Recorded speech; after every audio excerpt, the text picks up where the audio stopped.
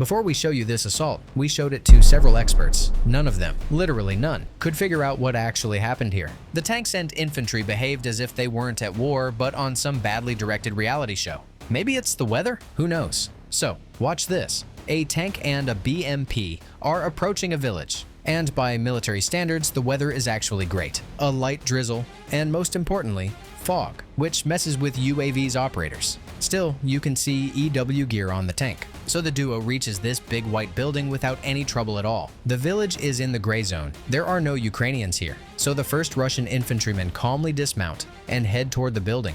A perfect operation. And then it turns into Mulholland Drive. Just as the infantry reaches the building, the tank fires right at them. Nice move, buddy. Of course, this Russian soldier did not expect that kind of backstab. If he wanted to say anything to the tank crew, he quickly changed his mind and ran, far away from his own guys, and straight toward Ukrainian positions. You think that shot was some kind of friendly fire accident? The usual chaos that happens in war? Yeah, we thought so too, until we saw what happens next. Everyone seems calm now, so the BMP moves in closer to drop off the second group of infantry. A Ukrainian drone appears in the sky, but the cage armor handles the blast pretty well. The tank rolls back a bit under the trees, and oh no. Oh no, no, no. It rotates its turret toward the building again. Boom. And a few seconds later, boom again, as if the first one wasn't enough. And then, again. And again. And again. Hey man, what the hell are you doing out there? Every UAV in the area swarms in like bees to a feast just to watch this show. Thanks to them, you're seeing this footage. Eventually, the nerves of the Ukrainian UAV operators snap, and a whole cloud of explosive FPVs rains down on the Russian tank. Anything to stop this unhinged Russian tanker who has completely lost it. The tanker finally comes to his senses and starts firing in a different direction, into the trees. The Russians who survived inside that building, if any of them did, should probably thank the Ukrainian drones, because without them, their own tank would have finished them off. After several dozen FPVs hits, the crew of the Russian tank finally abandons the vehicle. Probably so they would never have to see that tank, or each other, ever again, and they won't, because the drones finished the job. But you and I are still sitting here in front of the screen completely confused. So what the hell was that? If you managed to understand what happened, write your version in the comments, because our editorial team can't sleep over this. And if, just like us, you understood absolutely nothing, then hit the like button. And don't worry about not understanding it, because as they say, if you understood Mulholland Drive, you didn't watch it right. By the way, we're often told in the comments that we show only the failures of the Russian army. Well, let's fix that. The village of Nadia in eastern Ukraine. We checked. Here it is. Between two bodies of water. You can see them in the drone footage as well. While Ukrainian forces prepare for the assault, an assault that turned into a mess, don't forget to subscribe to our channel, because your subscription for us is like two tanks arriving at exactly the right moment. You'll understand what we mean in a second. So, before the assault on the village, Ukrainians conduct artillery preparation, exactly by the book. Everything is done quickly, so the Russians don't have time to send reinforcements. After the artillery strike, two tanks move out first. Two M113s with infantry follow behind them. At first, everything seems to be going according to plan, but halfway there, one of the M113s stops far from the planned landing point. What happened?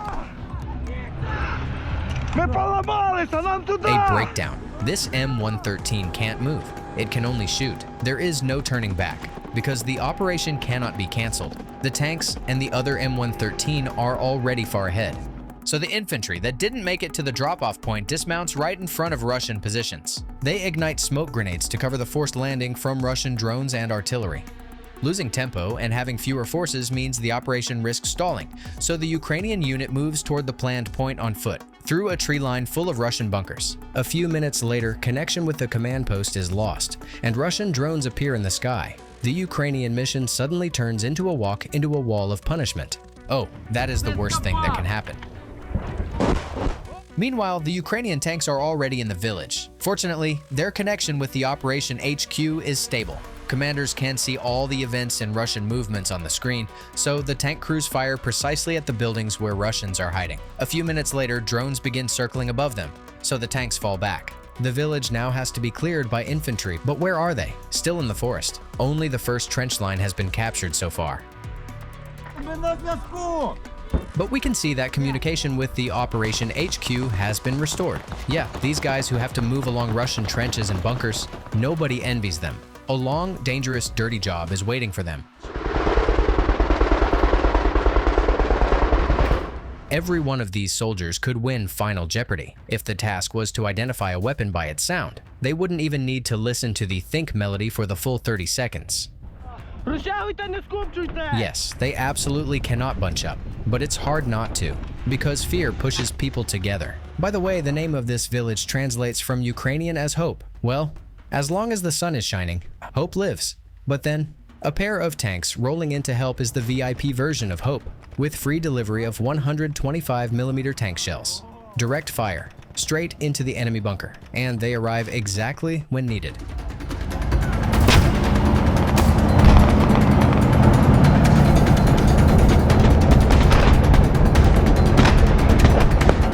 The Russians abandoned their positions because holding under tank fire on an area the size of a golf course is simply impossible. The job is done. The village of Nadia remains under Ukrainian control, but instead of a few hours, the operation lasted 30 hours. And if those two tanks hadn't come to support the Ukrainian infantry, the map would look very different. But even a single tank can flip the entire fight. Remember Rhino? If you watched our video Ukrainian Leopard ambushes Russian convoy, then you definitely remember this beast. And if you haven't seen it, go watch it, seriously. So this Leopard A4, the Ghost King of Pokrovsk, is about to show you his new adventures. And this is the tank commander, call sign Chudik, which you can translate as oddball. What happened this time? We were ordered to move out to Pokrovsk again and repeat the previous mission. Only this time we had to enter from the other side. They said the Russians moved to higher floors, but most likely it was a different unit, because we intercept their radio. So, the tank's mission in the city is simple. You roll out, fire at the enemy shelters, and then you run like hell. Because with the sky full of drones, the crew doesn't even have the chance to fire half of its ammunition. This time, the Leopard A4 fires only 7 rounds. After the 7th shot, we were warned over the radio that a Russian bird was tracking us. So I decided to drive around Pokrovsk a bit to confuse the Russian drone operators. Now you understand why this guy's call sign is oddball, right? Yes, obviously he was trying to hide the permanent location of his tank from the enemy. They had been trying to pinpoint him for several days. But escaping drones in a tank? Impossible. Or is it? Look, he's circling the streets and yards like it's his own neighborhood. Maybe he used to walk this path to school. Maybe this is where he smoked his first cigarette. Reminder, smoking kills, but not as fast as an FPV drone with explosives.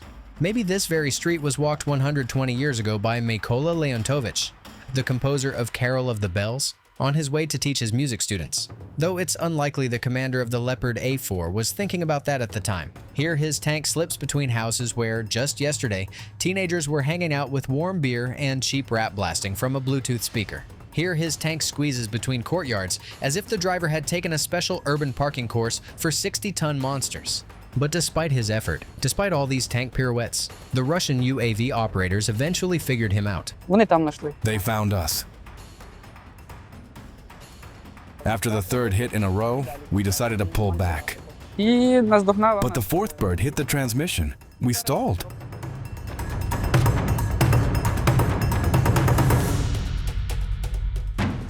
We received the order to abandon the tank.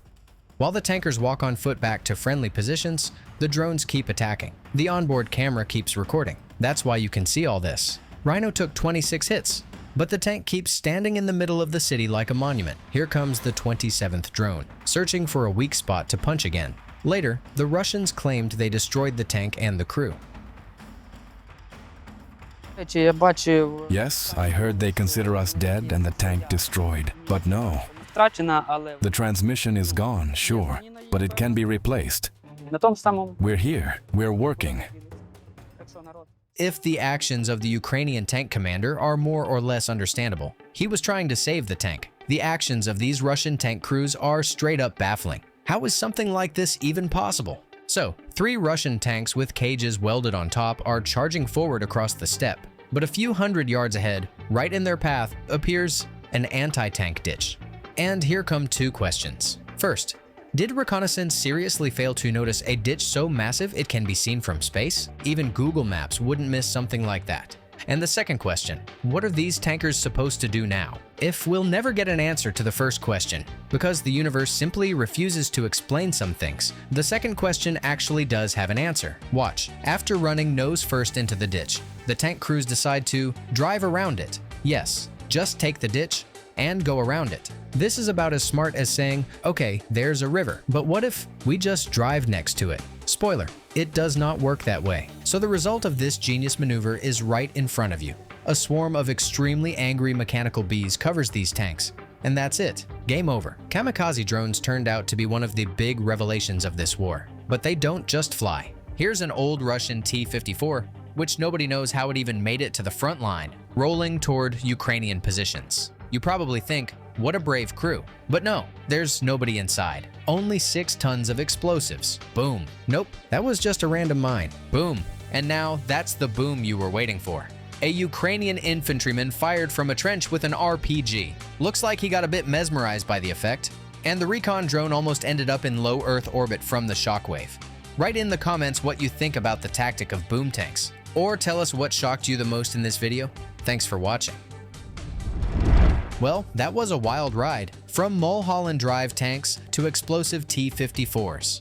War never ceases to be weird, but we've got more stories waiting for you in these playlists. Click one, and let's keep going down this rabbit hole. Stay safe.